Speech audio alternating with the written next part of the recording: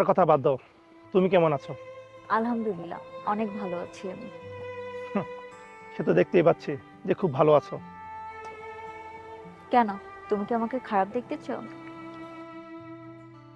নীলম, পৃথিবীর কোনো প্রেমিক চায় না তার ভালোবাসার মানুষটা খারাপ থাকুক। আমিও চাইনি। পৃথিবীর সব প্রেমিকের থেকে তুমি অনেক আলাদা ছিলা নির্ঝর। তুমি রাগ জেদ সব বজায় রেখে তুমি আমাকে ছেড়ে দিয়েছো নিজেকে সুখী রাখবো বলে। তুমি কি এখন সুখী হয়েছো নির্ঝর?